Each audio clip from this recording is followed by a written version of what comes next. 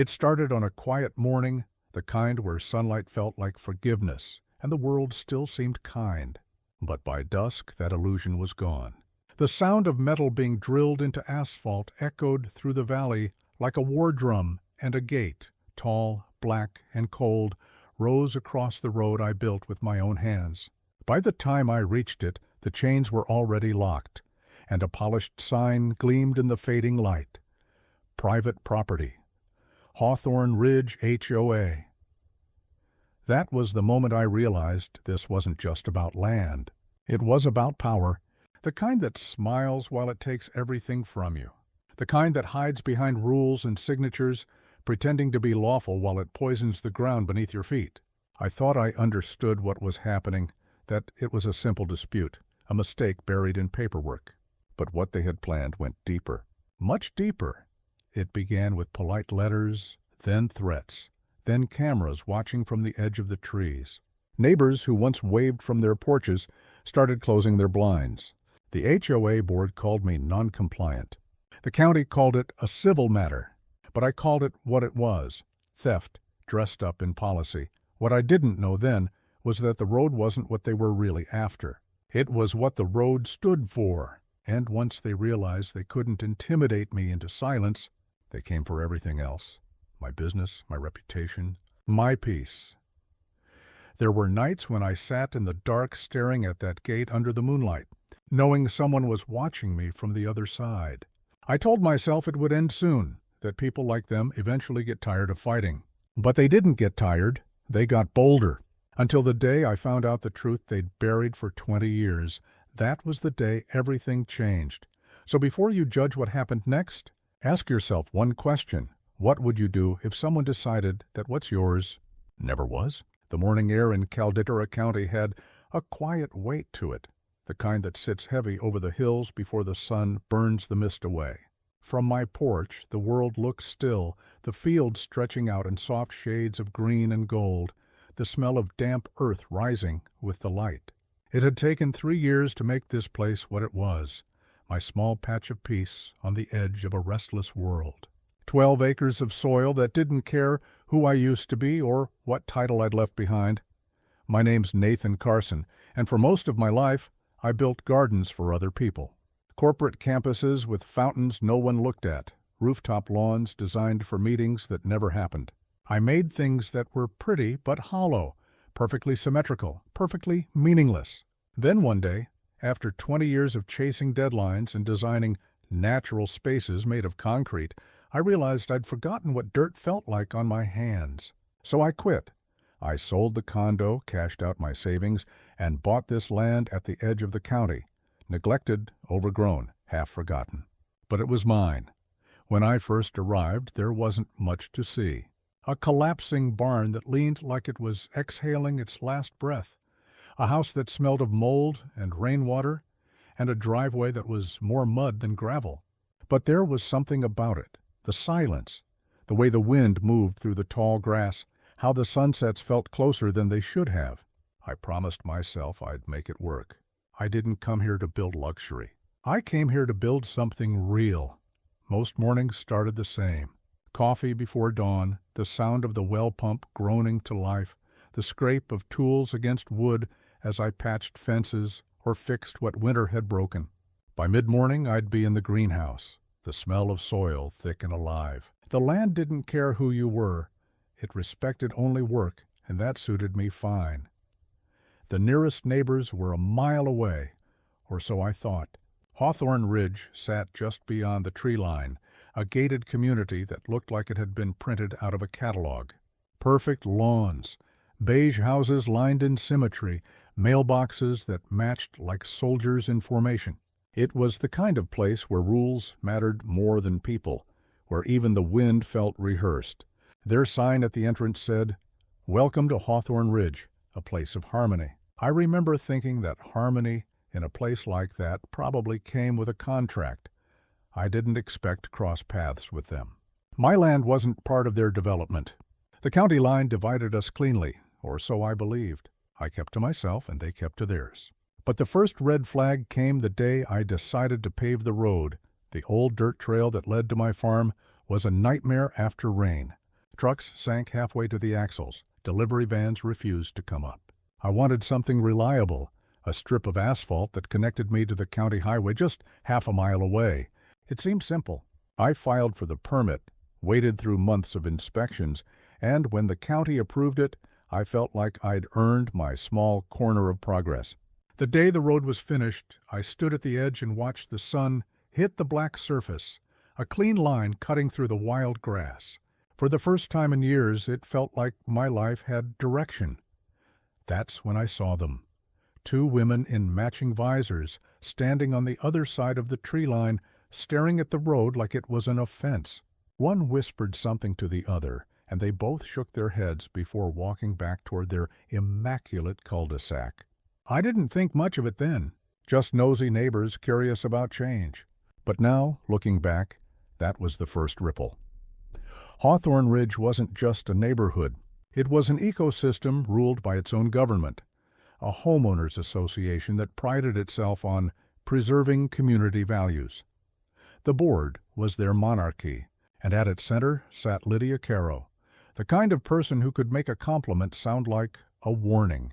She'd lived there for almost a decade, and under her watch, Hawthorne Ridge had become a shrine to order. She chaired meetings in pressed gray suits, her hair pulled so tight it could cut glass. Her word wasn't law, it was something stronger. It was policy. Then there was her second-in-command, Douglas Wren, retired lawyer, a man who spoke in clauses, not sentences. He smiled without showing teeth, the kind of smile that belonged in courtrooms and power lunches. He'd built his entire personality around enforcement, bylaws, permits, and legal loopholes. The type of man who could find a violation in a shadow.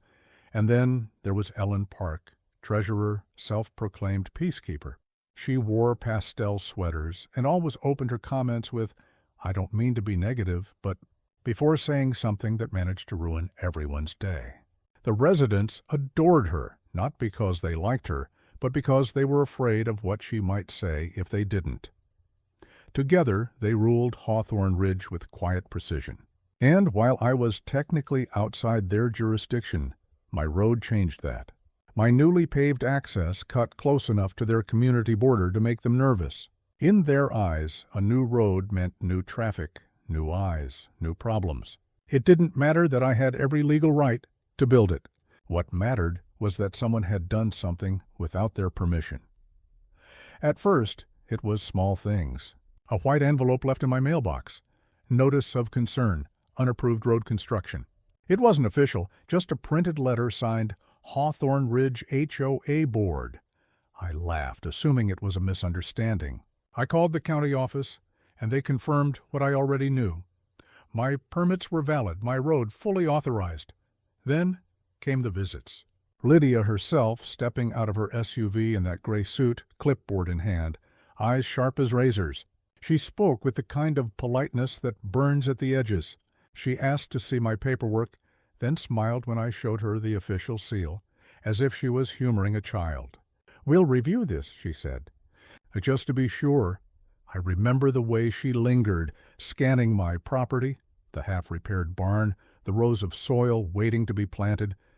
"You've put in quite a bit of effort," she said, her tone dripping with something that wasn't admiration. Let's hope it doesn't go to waste. After that, the quiet changed. Cars I didn't recognize started driving past slowly, their tinted windows reflecting nothing but the fields.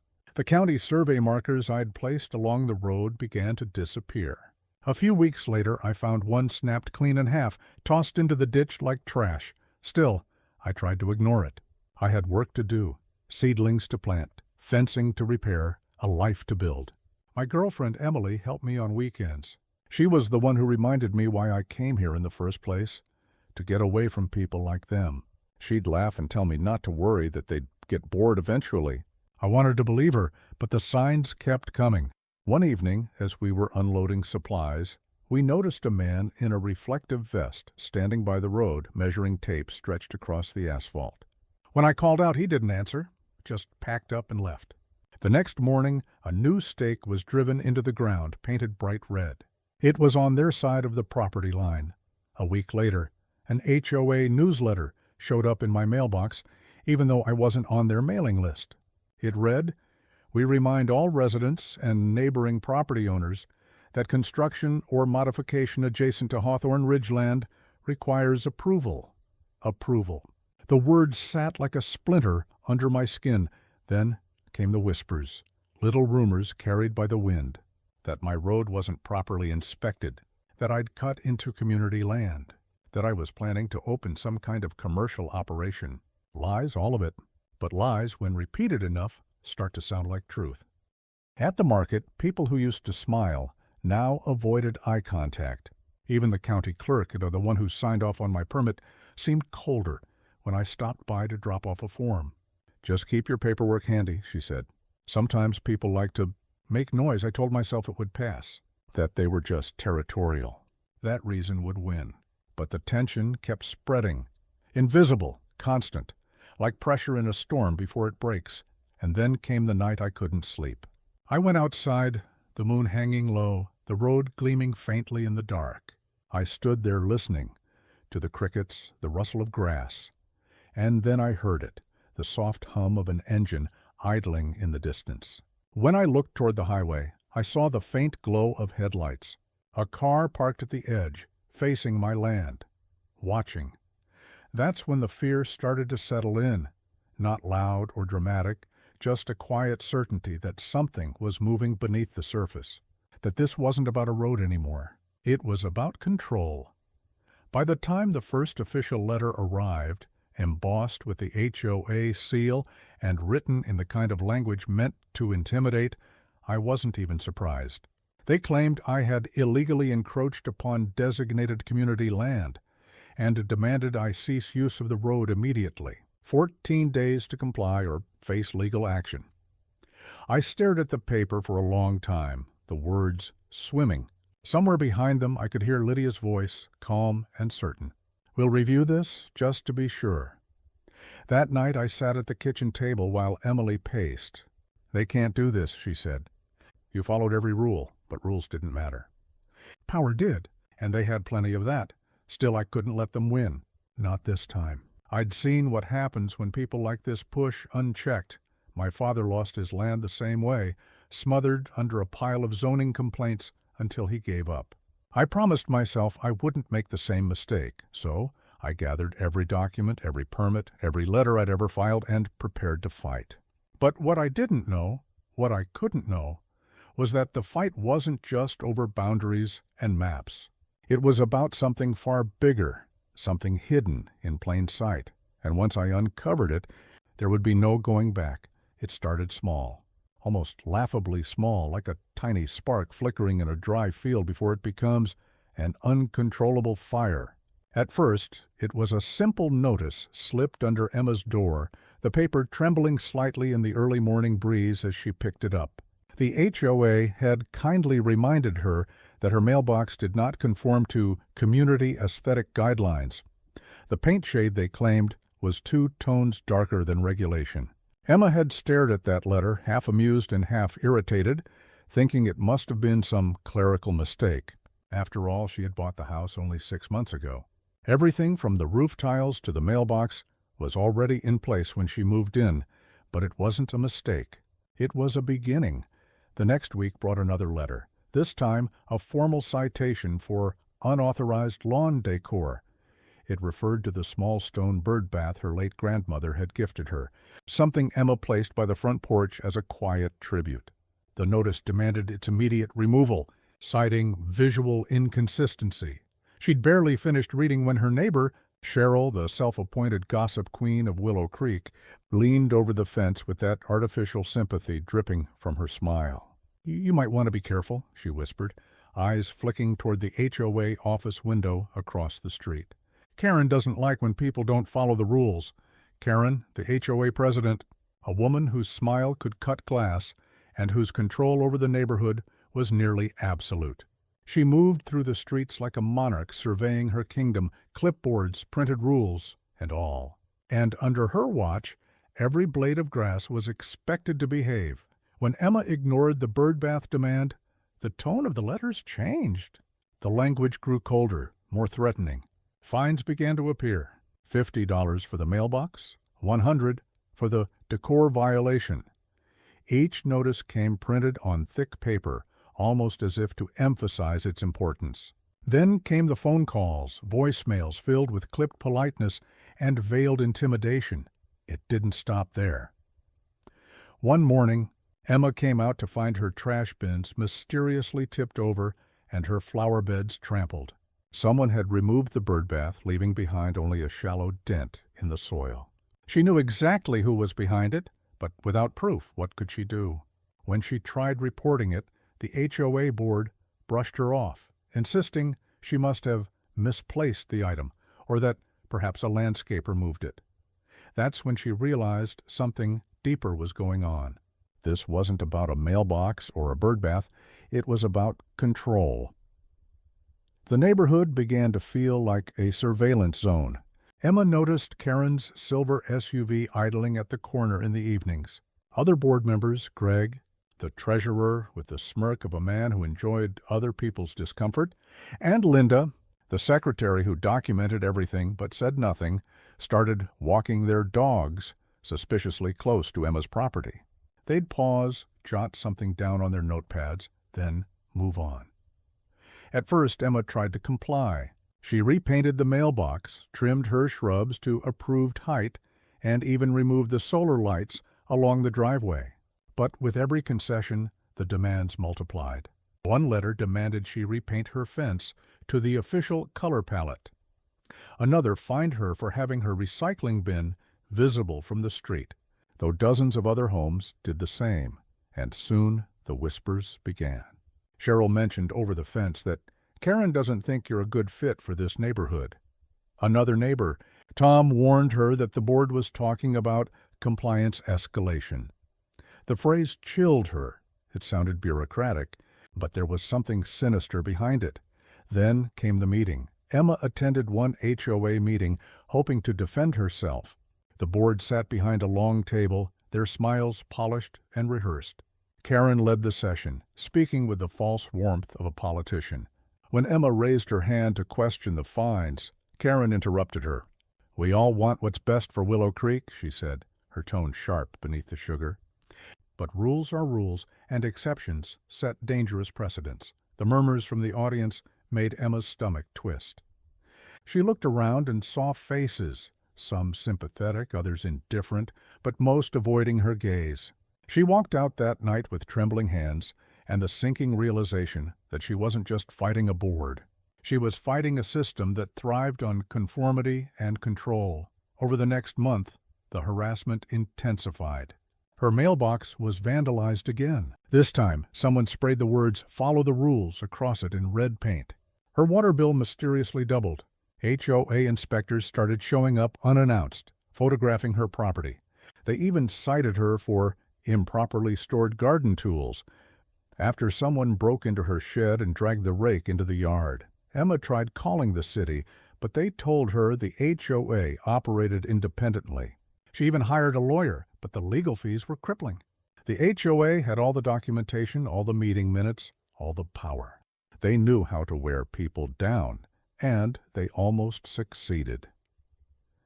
There were nights Emma sat on her porch staring at the dark houses around her, wondering how her peaceful dream home had turned into a battleground.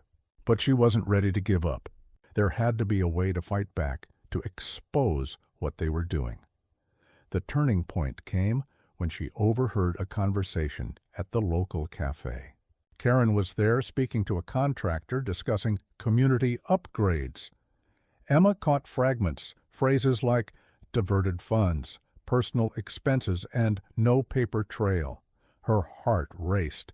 Could it be that the same people fining her for mailbox colors were embezzling money from the residents? The thought lit a spark inside her.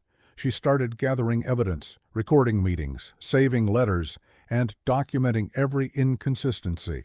Late at night, she'd sit at her kitchen table, surrounded by paperwork and photos, piecing together a web of corruption hidden beneath HOA regulations. The more she uncovered, the more dangerous it felt. Soon, Karen noticed, the SUV reappeared outside her home. Anonymous notes started appearing in her mailbox. "You're making a mistake. Drop it before it gets worse." even her employer, received a complaint letter claiming Emma was unstable. It was clear Karen and her board were willing to destroy her reputation to protect themselves. But by then it was too late. Emma had seen too much, and she wasn't the only one suffering under their reign. Other residents began reaching out quietly, families fined for nonsensical violations, retirees threatened with foreclosure over unpaid dues, young couples bullied into moving away. The pattern was undeniable. The fight had become larger than Emma's birdbath or her fence. It was about standing up to a system that used rules as weapons. Every day the tension grew thicker. Every night felt longer, quieter, as though the entire neighborhood held its breath. Emma knew something big was coming, something that would finally expose the truth, and she was ready for it. But as she'd soon learn, the deeper you dig into the HOA's secrets, the more dangerous the game becomes. What began as a petty dispute was now spiraling into something far darker, something that would leave the entire neighborhood questioning who truly held power behind those white picket fences. Because in Willow Creek, the rules weren't meant to protect anyone, they were meant to control everyone, and once you tried to fight back, the real battle began. The night before everything exploded, Willow Creek was eerily quiet. The streets that once hummed with sprinklers and laughter now lay still under the pale glow of the streetlights. But inside Emma's house, the air vibrated with tension. Stacks of files were spread across her dining table. Emails, meeting minutes, transaction receipts, all of it connecting the dots between Karen's HOA and something much darker. Her hands trembled as she reviewed the final piece, a bank statement showing community maintenance funds transferred into a private account. The name on that account made her stomach drop. Karen Thompson. For months, Emma had endured humiliation, fear, and loss. They had fined her, threatened her, tried to break her. But now the evidence was undeniable. Tomorrow, at the annual HOA meeting, the one Karen had insisted every homeowner attend, Emma was going to expose everything. She had made copies, backups, recordings, everything she needed. And for the first time in a long time, she wasn't scared. When the sun rose the next morning, the neighborhood was buzzing. Cars lined the streets as residents made their way toward the community center. Karen stood at the entrance, dressed in her immaculate navy suit, smiling like a queen greeting her subjects. Her clipboard was tucked under her arm, her eyes sharp and calculating.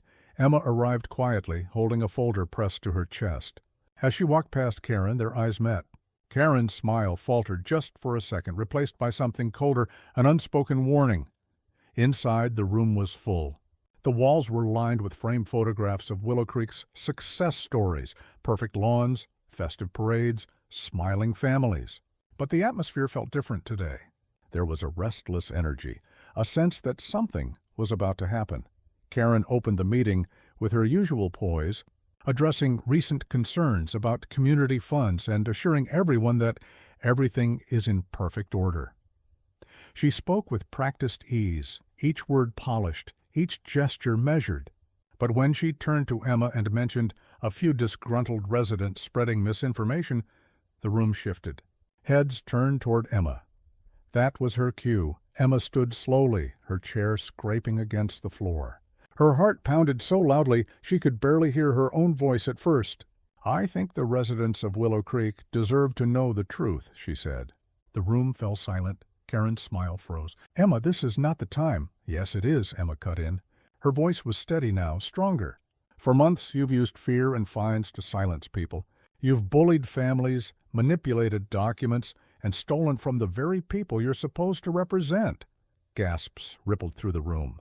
Karen tried to regain control, raising a hand. "These accusations are outrageous." Emma stepped forward, opening her folder. "Outrageous? Let's see what's outrageous." She began laying out copies of documents on the table, in front of the board. Bank statements, invoices, screenshots of emails. "Here's the money you took from maintenance funds. Here's the landscaping contract you signed with your cousin's fake company. Here's the vote you falsified to increase HOA fees." The color drained from Karen's face. "You don't understand." "I understand perfectly," Emma said. "You've been using this community like your personal bank account. And I have proof of every transaction, every meeting, every threat. The murmurs grew louder now, the crowd pressing forward, whispers turning to shouts. Greg, the treasurer, looked pale, eyes darting between Karen and the papers. "Karen, is this true?" he stammered.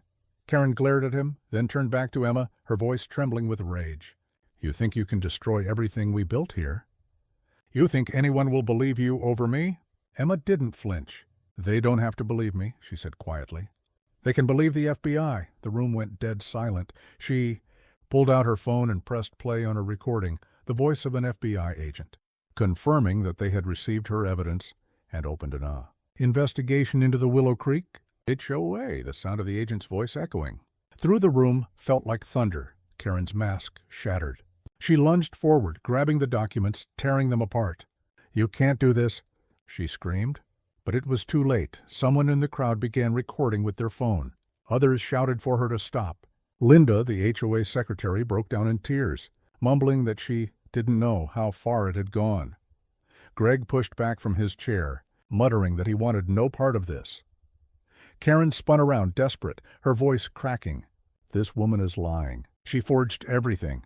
Emma stood tall. "Then prove it." That single sentence hung in the air like a blade. Security was called.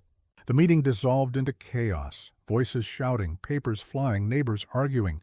Karen tried to storm out, but police cars were already pulling into the parking lot. Someone must have tipped them off.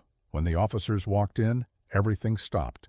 One of them approached Karen, asking her to come with them for questioning. She resisted at first, shouting about her rights, but the look on everyone's faces said it all. The Queen of Willow Creek was done. As they led her out, she locked eyes with Emma. For a moment, all the arrogance was gone. Only fear remained. "You don't know what you've started," she hissed. Emma didn't answer. She didn't need to. The days that followed felt surreal. News spread quickly, first through whispers, then through headlines. Local HOA under federal investigation. Willow Creek president accused of embezzlement. Residents speak out about abuse and fear. Neighbors who had once avoided. Emma now stopped by to thank her. Some apologized for staying silent. Others shared their own stories of being threatened or fined for absurd reasons. It became clear that what Karen had done wasn't just about money, it was about power, ego, and control. But even in victory, Emma couldn't shake the exhaustion. Her house still bore the scars of months of harassment, the damaged lawn, the vandalized mailbox, the sense of unease that lingered in every creak of the floorboards. She knew it would take time to feel at peace again. Then, one evening, as the sun dipped below the rooftops, Emma received a letter. No HOA logo, no threats, just a plain envelope. Inside was a handwritten note. "Thank you for standing up when we couldn't. You've given this place back to us." She sat on her porch, holding the note, watching the streetlights flicker on. Kids were playing again. Neighbors waved at one another. The tension that once hung over Willow Creek was slowly fading, replaced by something new, something real. But even as peace returned, part of her couldn't forget that final look in Karen's eyes. The promise that this wasn't over. Still, she smiled. Because for the first time, she wasn't afraid. The next HOA meeting was scheduled months later, this time led by a new committee elected by the residents. Emma attended not as an outcast, but as a symbol of change. As the new board discussed transparency and community rebuilding, she glanced out the window at her yard. The bird bath was back, restored to its rightful place. It wasn't just a decoration anymore, it was a monument to resistance, and though the war for her peace had been brutal, she knew one truth would echo far beyond Willow Creek. Power built on fear always collapses under the weight of truth. The HOA had thought they could control everything, every color, every inch, every soul. But they forgot that one person's courage can burn brighter than all their rules combined. So when the meeting ended, and the room erupted in applause for the reforms being passed, Emma looked up at the ceiling lights, took a deep breath, and let the moment wash over her. Justice wasn't loud or glorious. It was quiet, steady, and absolute. And as she stepped out into the cool evening air, her heart lighter than it had been in months, she whispered to herself, "Never again will anyone rule this place through fear. because in the end, the fight wasn't just against an HOA, it was a fight for dignity, for freedom, and for the right to call a house home, and for that, every scar, every sleepless night, every moment of doubt had been worth it. For days after the meeting, Willow Creek felt like a community waking from a bad dream. The manicured lawns still looked the same, the neat rows of mailboxes still stood at attention, and the same streetlights flickered on each evening. But the silence was different now. It wasn't the silence of fear anymore. It was the silence of relief, the kind that comes after a storm has passed, when the air still hums with electricity, but the clouds have finally begun to break apart. Word spread faster than wildfire. Within 48 hours, every resident had heard what happened, how the untouchable Karen Thompson, president of the Willow Creek HOA, had been escorted out of her own meeting by law enforcement. Some people said they'd never seen her look so small. Others said she screamed until her voice cracked. For years, she'd made people tremble with letters and fines and veiled threats, but in that moment, she was just another person caught in the web she'd spun for herself. The following week, the news vans came. Local reporters camped out near the community entrance, their microphones catching every passing whisper. The HOA's lawyer released a carefully worded statement claiming it was all a misunderstanding, but no one believed it. Documents leaked, real, hard evidence that showed how deep the corruption went. Misappropriated funds, false meeting notes, forged signatures, even a scheme to push out homeowners who questioned her authority, replacing them with those who voted her way. It wasn't just embarrassing, it was explosive. Residents began sharing their own stories, families who'd been fined for their children leaving bicycles on the driveway. Elderly neighbors who were threatened with legal action over faded paint on their fences. People who had lived in fear of getting a letter in their mailbox because in Willow Creek, one letter could change your life. Now those same people were speaking freely for the first time. The fear that once bound them together was unraveling, replaced by anger and solidarity. Emma watched it all unfold from her porch. She didn't seek attention, didn't want the cameras or the praise. She'd done what she had to do. But that didn't stop people from showing up, some bringing flowers, others simply stopping by to say thank you. It was strange, almost surreal, to see the same neighbors who once avoided her now reaching out with warmth in their eyes. The first major breakthrough came when the FBI investigation went public. The agency confirmed that charges had been filed against Karen and 2 board members for embezzlement, fraud, and misuse of funds. Their assets were frozen, and the HOA's financial accounts were placed under audit. The rest of the board resigned shortly after, one by one, each statement shorter and more hollow than the last. A temporary oversight committee was appointed, composed of residents, not power-hungry board members, people who actually cared about rebuilding trust. When the community gathered again for the first meeting under the new committee, the energy in the room was completely different. Gone were the sharp glares, the stiff postures, the unspoken hierarchy. In their place were open faces, cautious smiles, and a shared sense of relief. Emma sat near the back just watching. The new chairperson, a soft-spoken man named Tom Rivera, addressed the crowd. "We all know what we've been through," he said, voice trembling slightly.